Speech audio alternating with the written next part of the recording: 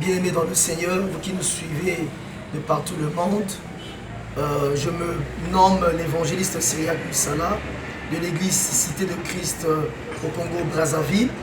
Bien-aimés, Dieu m'a donné un fardeau, celui de vous exhorter sur la vie de Christ. Sur la vie de Christ, si vous voulez, sur le don de vie de Christ. C'est quoi? Qu'est-ce que c'est la vie de Christ? La vie de Christ est une chose très indispensable. La vie de Christ est un don précieux que Dieu nous a donné et qui doit nous être profitable dans plusieurs domaines de la vie. Elle mérite d'être préservée et cultivée car notre bonheur en dépend. Comment peut-on soigner cette vie de Christ que nous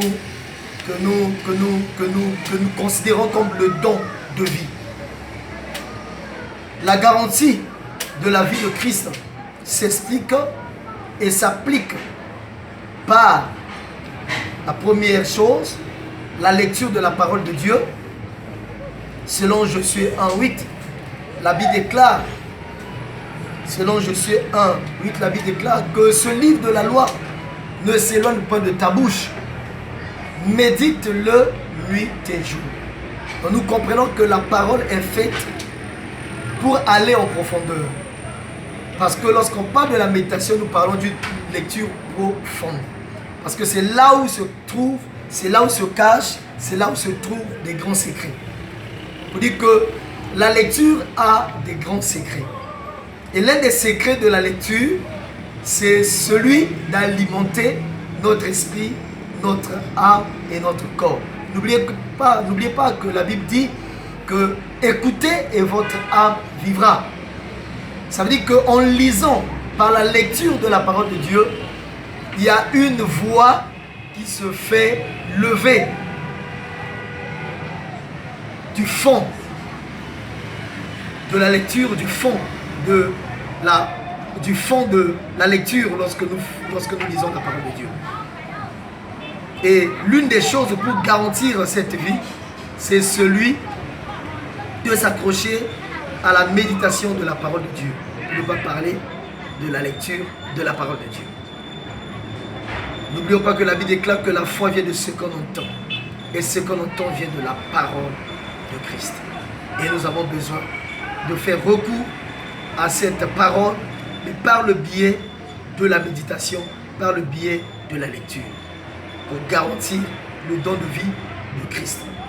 Deuxième chose, pour garantir cette vie, nous avons besoin de nous attacher à l'exercice de l'exhortation de la parole. Parce que cette parole ne nous a pas été donnée pour la garder pour nous-mêmes. Elle nous a été donnée aussi pour la partager aux autres. Comme la Bible déclare, Dieu a tant aimé, il a donné. Et nous aussi, nous devons faire preuve de l'amour que nous avons vis-à-vis de nos bien-aimés. Parce que la parole de Dieu est vue comme le don le plus grand parmi tous les dons. Alors, nous avons quelque chose que le monde attend avec un ardent désir. Parce que c'est à partir de la parole, c'est au moyen de la parole de Dieu et que les vies seront touchées et que les vies seront transformées. La troisième chose pour garantir cette vie que Christ nous a donnée, c'est celui de s'accrocher à l'enseignement des apôtres. Quand je fais allusion aux apôtres, je fais allusion de chaque leader qui a reçu mandat, qui a reçu la responsabilité de conduire le troupeau du Seigneur. Dans ce temps-ci, ne vous confiez pas à n'importe qui. Faites confiance à vos pasteurs. Parce que de ce temps, nous voyons aussi qu'il y a des faux prophètes qui se lèvent avec des faux messages, avec des faux enseignements pour troubler, pour s'aimer la piscose dans la vie des croyants. Alors, à cela, restez attachés, comme l'église primitive est restée attachée à l'enseignement des apôtres, parce qu'ils savaient que cet enseignement, ils l'ont reçu de Christ. Et attachez-vous, restez fidèles à votre pasteur, restez fidèles à votre leader, parce que c'est lui C'est lui que le ciel a mandaté pour vous nourrir, pour vous distribuer la nourriture pure, pour ne pas dire le pain du ciel, la nourriture pure. Restez attachés à l'enseignement de Christ, que Christ a légué à ses serviteurs. Parce que tous ne sont pas serviteurs de Christ. Il y a une confusion. Alors accrochez-vous et restez attachés, comme la Bible dit, à mes serviteurs, vous réussirez. Votre réussite est attachée à l'enseignement que Dieu a donné à votre pasteur, que Dieu a donné à votre leader. Respectez les consignes comme Moïse, comme Josué plutôt, a su respecter, comme Moïse, comme plutôt Josué, excusez-moi, comme Josué a su respecter les consignes de Moïse. Restez attachés, restez fidèles comme Timothée auprès de Paul. Restez attachés, restez fidèles à votre leader, à votre pasteur, à votre église, comme le livre d'Hébreux le dit.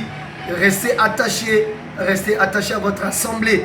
Restez attachés à votre assemblée, restez attachés à votre leader, restez attachés comme Élisée et restez attachés à Élie. La quatrième chose pour conserver cette vie de Christ, c'est la prière. C'est celui d'avoir une vie de prière, une vie de prière responsable, une vie de prière stable. Une vie de prière stable. N'oubliez pas que la Bible déclare, Christ l'a dit dans Matthieu au chapitre 26, le verset 41, il dit veillez et priez. Donc Dieu nous interpelle, Dieu nous appelle à la vigilance et à l'exercice de la prière. Il dit veillez et priez afin que vous ne tombiez pas. Car l'esprit, afin que vous ne tombez pas dans la tentation. L'esprit est bien disposé. Pour dire que vos promesses subsistent, votre avenir subsiste, votre destinée subsiste. Mais vous avez besoin d'ajouter à cette destinée, d'ajouter à votre foi la prière. Et Dieu, par mon biais, vous exhorte de faire recours à l'exercice de la prière. Comme Paul a dit, l'exercice corporel est peu de choses. Ce qui prime, ce qui est au-dessus de tout, n'oubliez pas que c'est le spirituel. Tout passera, mais l'esprit, parce que l'homme est esprit. En réalité, en l'homme, c'est l'esprit. Alors faites recours à la prière pour pouvoir résister devant les ruses de l'ennemi. Pour rester fort dans ces temps-ci, vous avez besoin de vaquer à la prière. Vous avez besoin de faire recours à la prière comme Habakkuk qui est resté fidèle à son poste.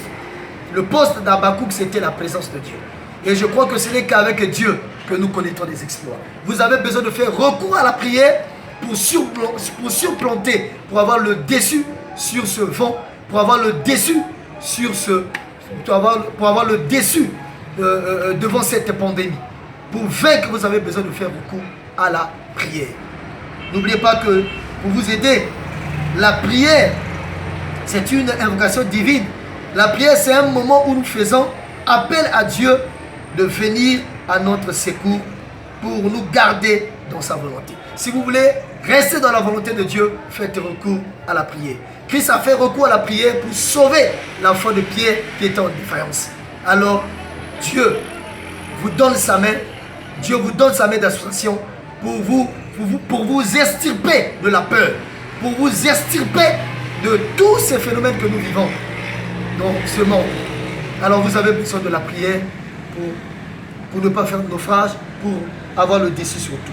La quatrième chose pour préserver cette vie de Christ, c'est celui de rester fidèle à son style, de rester fidèle dans ce qu'on sait faire, de rester fidèle dans ce que vous êtes censé faire, parce que de là jaillira des grandes victoires. De là, vous allez relever le défi qui se présente devant vous. Restez fidèle dans votre expertise, restez fidèle dans votre style de prière, dans votre travail, dans votre vocation. Restez fidèle dans votre particularité. Chacun de nous a sa particularité. Dans la présence de Dieu, lorsque nous allons dans la présence de Dieu, chacun de nous a sa particularité. Chacun de nous a son style. Parce que c'est quelque chose qui est propre à vous. Rester fidèle à son style. Rester fidèle à son style, c'est rester égal à soi-même. Rester égal à vous-même, comme David. David est resté égal à lui-même. Il a fait juste recours à l'Éternel. C'est vrai que la Bible déclare à la fois ajouter la connaissance, à la fois ajouter la vertu. Mais vous aussi, vous avez des vertus que vous êtes appelés à développer. Vous avez des vertus, vous avez un géant qui chôme en vous, que vous n'avez pas encore exploité, que vous n'avez pas encore mis en exergue. Je crois bien que l'heure est arrivée où vous devez réveiller le géant de votre foi pour qu'il soit capable d'aller avec vous dans ce combat, dans cette guerre bactériologique, et votre foi, soyez-en sûrs, ne vous décevra pas. Car la Bible déclare, tous ceux qui espèrent en l'Éternel ne sont jamais confus. Et je le crois, comme la Bible dit, le juste vivra par sa foi. Et votre foi est capable de vous faire vivre. Et l'une des ressources, l'une des choses pour ressourcer votre foi, c'est la parole, c'est la prière, c'est la méditation à la parole, c'est l'enseignement, c'est aussi le fait de rester attaché dans ce qu'on s'est fait. Restez attaché à vous-même, restez attaché à votre style, restez attaché à votre particularité. Comme David est resté naturel. Il était surnaturel parce que un homme surnaturel, c'est un homme que le monde ne peut pas maîtriser. Un homme surnaturel, c'est un homme compliqué. C'est un homme surnaturel, c'est un homme immaîtrisable. Un homme surnaturel, c'est un homme sacré. Vous êtes sacré par rapport à votre foi. Vous êtes sacré à cause de l'onction qui est sur vous. Parce que l'onction de Dieu sur vous témoigne que vous êtes le choix de Dieu. Vous êtes le choix de Dieu pour ce monde. Vous êtes le choix de Dieu pour ceux-là qui périssent. Vous êtes le choix de Dieu. Parce que Dieu veut passer par votre intermédiaire pour sauver vos proches. Pour sauver vos proches. Comme il est passé par Christ pour nous sauver. Aujourd'hui, c'est votre tour. Donc Dieu n'a que votre bouche. Dieu n'a que votre cœur. Dieu n'a que vos yeux. Dieu n'a que vos mains pour toucher vos proches. Alors restez fidèles dans ce que vous savez faire. Ayez confiance en vous-même. Oui. Et la confiance en soi. Comme David, il avait confiance en soi. Il avait aussi confiance en son Dieu. Il avait aussi confiance à sa destinée. Faites recours à votre foi. Ayez confiance en vous-même. Ayez confiance en votre Dieu. Ce Dieu-là ne vous abandonnera pas. Et à tel point, David savait faire confiance en son Dieu. Il savait aussi faire confiance en lui-même. Et c'est ce que Dieu a dit à Josué. Parce que Josué avait perdu l'espoir. Josué avait perdu le courage. Parce que Moïse était mort.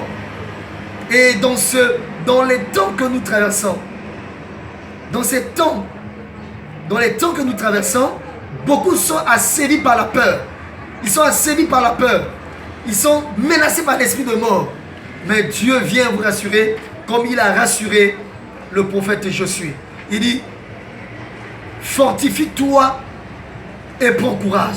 Dieu te dit, fortifie-toi et prends courage. Ne fais pas naufrage par rapport à la foi. Tu as besoin de te fortifier. Tu as besoin de fortifier ton homme intérieur. Tu as besoin de faire confiance en toi-même et de faire confiance en Dieu. Parce qu'on ne peut pas faire confiance à un Dieu qu'on ne voit pas. Si on est capable de faire confiance en soi. Alléluia. Apprenez à faire confiance en vous-même et à Dieu. Et ce Dieu-là se révélera à vous. Pour qu'ensemble, vous puissiez relever ce défi. Ce défi qui sort des mains d'un incirconcis. Comme David a dit, je ne permettrai pas à cet incirconcis d'insulter le Dieu d'Israël. Vous êtes un Israélien, alléluia, spirituel. Et Dieu veut passer au travers de vous pour relever ce défi. Dieu veut passer au travers de notre foi pour relever ce défi. Et le ciel compte sur vous. Et nous croyons qu'ensemble, Avec Dieu, nous ferons des exploits. Que Dieu vous bénisse. Je m'arrête par là. Soyez bénis au nom de Jésus-Christ.